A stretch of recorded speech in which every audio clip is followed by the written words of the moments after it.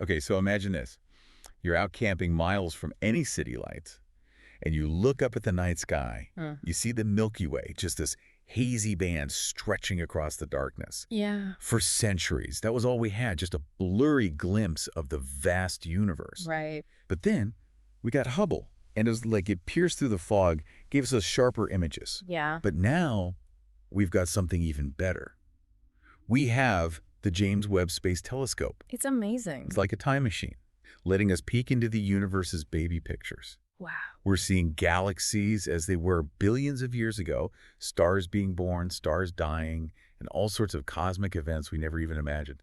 It's absolutely mind-blowing. It is incredible. Welcome to Cosmos in a Pod, the Space and Astronomy series. Please like, comment, share, and subscribe. So one of the things that's really fascinating about the James Webb Space Telescope is its infrared vision. Right. It allows us to see through those giant clouds of gas and dust that normally obscure our view. Oh, yeah, It's like having X-ray vision for the universe. exactly. And one of the first things that JWST zoomed in on was something pretty familiar.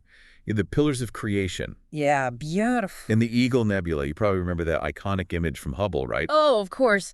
Huge columns of gas and dust look almost like giant cosmic fingers Yeah. reaching out into space. So Hubble gave us this beautiful view, but JWST took it a step further. Yeah. It saw through the dust, revealed the stellar nurseries hidden inside those pillars.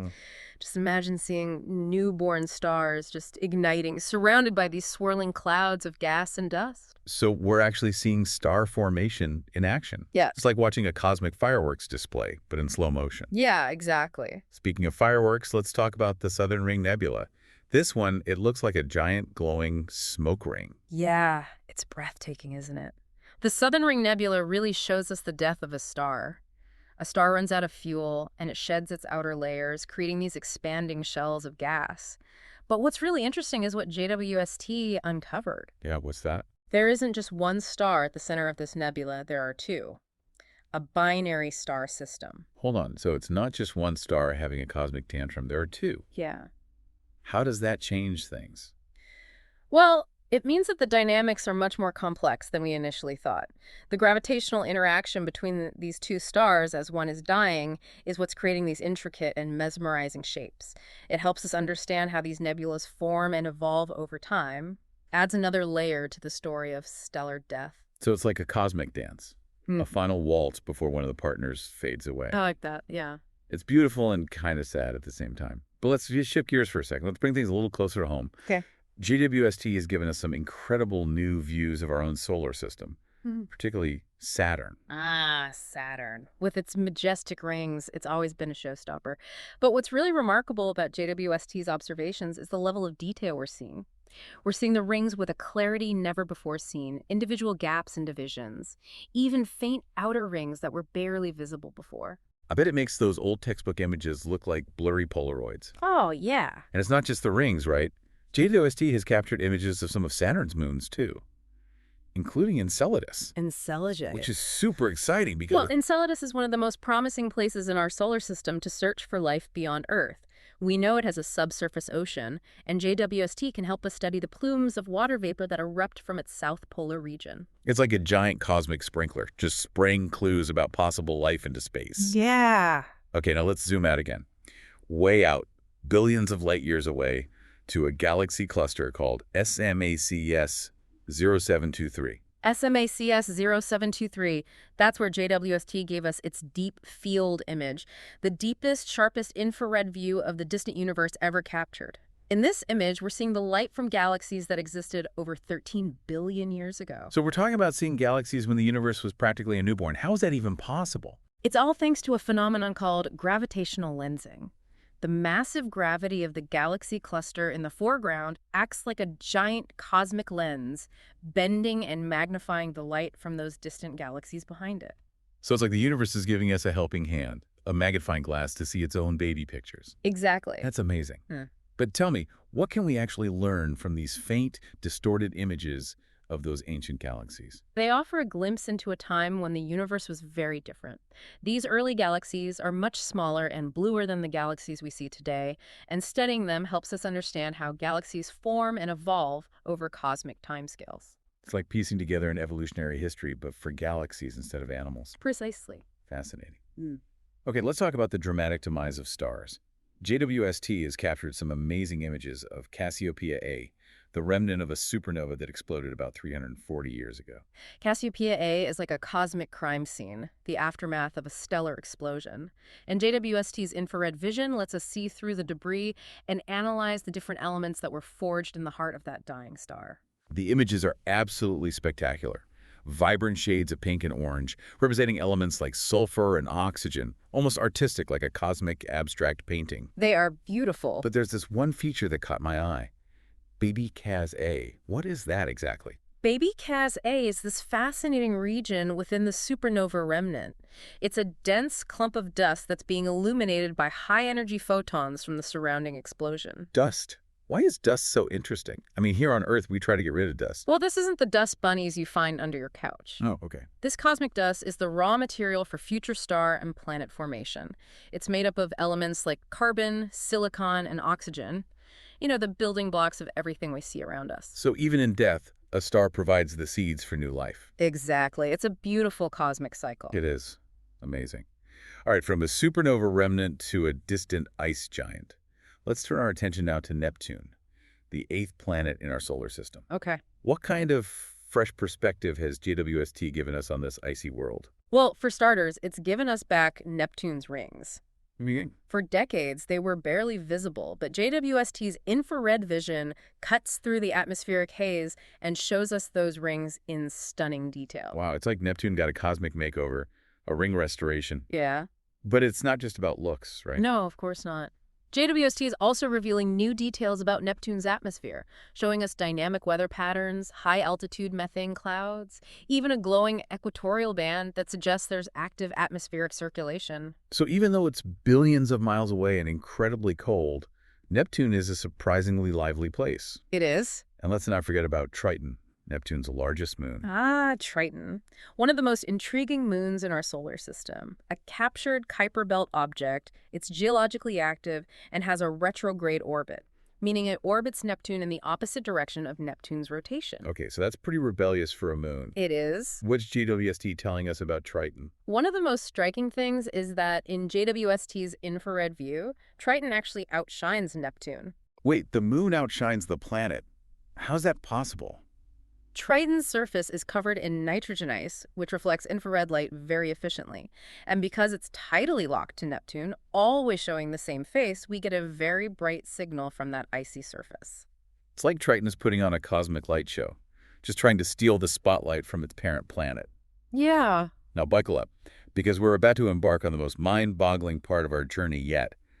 We're going to the very edge of the observable universe, to a star named Earendel. Earendel, the most distant star we've ever observed, located a mind-boggling 13 billion light-years away, meaning the light we're seeing from it left the star when the universe was less than a billion years old. 13 billion light years. That's like looking back in time to when the universe was practically a baby. How on Earth, or rather, how in space did we manage to see something that far away? You guessed it. Gravitational lensing comes to the rescue again. In this case, the gravity of a massive galaxy cluster between us and Earendel acts like a cosmic zoom lens, magnifying the star's light and making it visible to JWST. Wow. So we got a lucky break. A cosmic alignment that lets us see this incredibly faint and distant star. What makes Earendel so special, apart from its record-breaking distance? Earendel might be a population through star, one of the first stars to form after the Big Bang. These stars are thought to be massive, hot, and composed almost entirely of hydrogen and helium, the primordial elements forged in the Big Bang. A population 3 star. I remember learning about those in astronomy class. They're like the dinosaurs of the stellar world, the first generation of stars. Yeah. What a discovery. It's huge. If confirmed, studying Earendel would give us unprecedented insight into the conditions of the early universe and how the first stars influenced the formation of galaxies and the elements we see today. It's like having a time capsule from the dawn of the cosmos. This is mind-blowing stuff. It's incredible to think that we're just at the beginning of JWST's journey, and it's already rewriting our understanding of the universe. What a time to be alive and stargazing. We'll be back with more incredible discoveries from JWST after a quick break. Welcome back to Cosmos in a Pod. We're diving even deeper into the incredible discoveries made by the James Webb Space Telescope. Yeah, so far we've really explored everything from those star nurseries to those supernova remnants. We even got a glimpse of the most distant star ever observed. It's been an amazing journey, and we're really just getting started. Oh, absolutely. There's so much more to come. So let's step back for a second and think about the bigger picture. Yeah. What do these findings tell us about the universe? Where do we go from here? Okay, yeah, big picture time. I think one of the most significant takeaways from JWST so far is the sheer diversity of objects and phenomena in the universe. Yeah, we saw that firsthand in all those images, right? Yeah. From those nebulae to the galaxies to individual stars, each one with its own unique story. Absolutely, and I think that really speaks to the incredible complexity of the universe and how much we still don't know. It's pretty humbling, you know? It is. Makes you realize how much there still is to explore out there. Another key takeaway. I think it's got to be the importance of infrared astronomy. Oh, definitely. JWST's infrared vision, it allows it to see through those dense clouds of dust that block visible light, letting it observe those objects that were previously hidden. That's completely revolutionized our understanding of star formation, how galaxies evolve, even the search for exoplanets. It's like having a whole new set of eyes on the universe. Yeah. But does that mean that JWST is like the be-all and end-all of space telescopes? I mean, it's a phenomenal instrument. There's no doubt about it. But it's just one tool in our cosmic toolbox. Yeah. You know, no single telescope can do it all. And even JWST has its limitations. Oh, okay. Like what? Well, it's primarily an infrared telescope, so it's not really as well suited for observing those objects that emit mostly invisible light. And while its reach is impressive, JWST still has a finite lifespan. Right. It's got a projected mission of about 10 years. Hmm. So what happens after that? What's next for, space exploration? Well, the good news is there's a whole new generation of space telescopes that's in development, each one designed to push the boundaries of our knowledge even further. Really? Tell me more. So, for instance, there's the Nancy Grace Roman Space Telescope. It's set to launch in the mid-2020s. It's designed to be this wide-field infrared survey telescope. Yeah, I've heard of that one. It's going to have like a much larger field of view than JWST. It's going to allow it to, map these vast areas of the sky and study billions of galaxies. Exactly. And then there's the Large Ultraviolet Optical Infrared Surveyor, or LVOR for short, which is still in the concept phase. LVOR, that's a mouthful. What's so special about that one? Well, if it's funded and built, it would be a truly massive space telescope, like with a mirror several times larger than JWST's. Wow, that's huge. What can we Yeah. do with a telescope that big? Well, LVOR would be able to observe in ultraviolet, visible, and infrared light. So it would give us this comprehensive view of the universe across all those multiple wavelengths. So it's like the Swiss Army knife of space telescopes. Yeah, you could say that. And with its sensitivity, it could potentially even image exoplanets directly, like even Earth-sized ones. Man, that's exciting. Imagine actually seeing another Earth-like planet out there. I know. It's mind-boggling to think about the discoveries that await us with these next-generation telescopes. It really is, and I think those discoveries will undoubtedly raise new questions, leading to even more advanced telescopes in the future. It's this endless cycle of exploration and discovery driven by human curiosity. Yeah, it's that curiosity that drives us to push the boundaries of knowledge and search for those answers to the biggest questions about the universe and our place in it. Well said. We've covered a lot of ground in this part, but really only scratched the surface of what JWST and future telescopes have to offer. Yeah, for sure. In the final part of our deep dive, we're going to explore some of the more philosophical implications of all these discoveries, kind of Yeah. pondering that vastness of the universe and what it means to be human in a cosmos filled with these awe-inspiring wonders. Okay, sounds good. So join us for the final part of our deep dive into the universe with the James Webb Space Telescope. Welcome back to Cosmos in a Pod for the final part of our deep dive into the universe with the James Webb Space Telescope. Yeah, it's really been an incredible journey, hasn't it? We've explored those incredible starbursts and those dramatic deaths and those swirling clouds of nebulae, even those distant galaxies in their infancy. It really makes you think about the vastness of it all. You look at those images and knowing that light has traveled billions of years to reach us, it's almost overwhelming to think about. Yeah, yeah, it is. It's that feeling of awe and wonder, and I think that's at the heart of astronomy and really our humanity, you know? It's like this desire we have to understand our place in the universe, to unravel the mystery of where we came from and where we're going. And with GWST, it feels like we're getting closer than ever to answering those questions. It's not just about seeing further those sharper images. It's about what those images reveal, about the processes that govern, the whole universe. One thing that's really struck me is how interconnected everything is. We see the death of a star leading to the birth of new stars and planets. We see galaxies colliding and merging, shaping each other over billions of years. This is a giant cosmic web, right? Exactly. It's all connected, everything influencing everything else, even across these unimaginable distances. And that connection, it extends to us, too. We're not just passive observers of this cosmic dance, we're participating in it. The elements that make up our bodies, the very atoms that form our planet, we're all forged in the hearts of stars. We really are made of stardust. We are. Wow. Makes you realize we're not separate from the universe at all. We're part of it. Right. And that's a realization that I think can be both humbling and empowering. Humbling when you think about our place in this vast and ancient cosmos, but empowering because it really highlights our connection to everything around us. So where do we go from here? Mhm. We've seen what JWST is capable of. We have these incredible new telescopes coming up on the horizon. But what are the big questions that we still need to answer? Well, I think one of the biggest mysteries that's still out there is the nature of dark matter and dark energy. We know they exist, we see their influence on the universe, but we still don't know what they are. It's like something out of science fiction, but Yeah. they're real. They really hold the key to understanding how this whole universe evolves. Yeah, absolutely. And then there's that question of life beyond Earth. Is our planet the only one that's teeming with life? Or are there other worlds out there? Perhaps even other civilizations, just waiting to be discovered. That's a question that has fascinated us for centuries. With telescopes like JWST and the ones coming after it, I think we're getting closer to finding an answer. Yeah, and that search for life, it's not just about finding aliens. It's about understanding the conditions that even make life possible in the first place.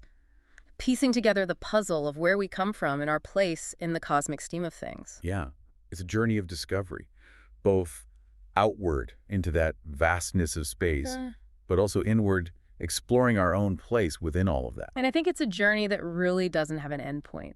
Every answer we find leads to new questions, pushing us further on that path of exploration and understanding.